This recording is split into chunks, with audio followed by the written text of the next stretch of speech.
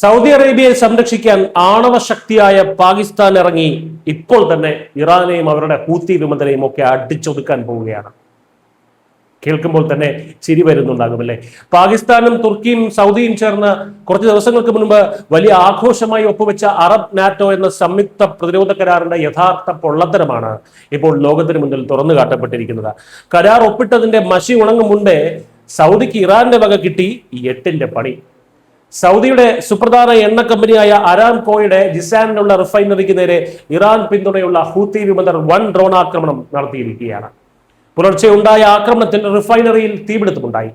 ഇതിനു പുറമെ സൗദിയുടെ കിഴക്കൻ തീരത്തുള്ള ജുബൈൽ വ്യാവസായിക നഗരത്തിലെ ഗ്യാസ് പ്ലാന്റിലും സ്ഫോടനങ്ങളും തീപിടുത്തവും ഉണ്ടായതായി റിപ്പോർട്ടുകളുണ്ട്. സൗദി ഫയർഫോഴ്സ് എത്തിയാണ് തീ പൂർണ്ണമായും അണച്ചത്.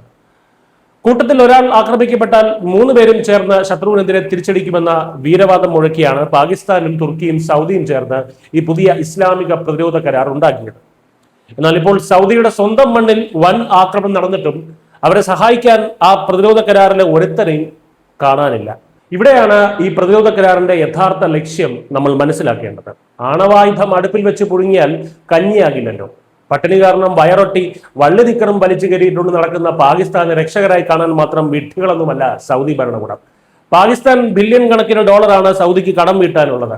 ഈ ഭീമമായ മുതലും പലിശയും തിരിച്ചടയ്ക്കാൻ യാതൊരു ഗതിയുമില്ലാത്ത പാകിസ്ഥാന്റെ സൈന്യത്തിനെ 5ന്റെ കാശ് കൊടുക്കാതെ സ്വന്തം ആവശ്യങ്ങൾക്ക് കൂലിപ്പട്ടാളമായി ഉപയോഗിക്കാൻ വേണ്ടിയുള്ള സൗദിയുടെ ബുദ്ധിയാണ് ഈ കടലാസ് കരാറുകൾ.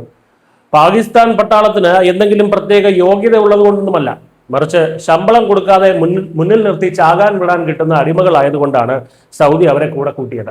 നാളെ ഇന്ത്യൻ സൈന്യത്തിന്റെ കയ്യിൽ നിന്ന് പാകിസ്ഥാൻ അടിവാങ്ങി കൂട്ടുമ്പോഴും അവരെ രക്ഷിക്കാൻ ഈ പറയുന്ന ഒരു ഇസ്ലാമിക രാജ്യവും വരാൻ പോകുന്നില്ല എന്ന് ഇന്ത്യക്ക് നന്നായി അറിയാം, പാകിസ്ഥാനും നന്നായി അറിയാം.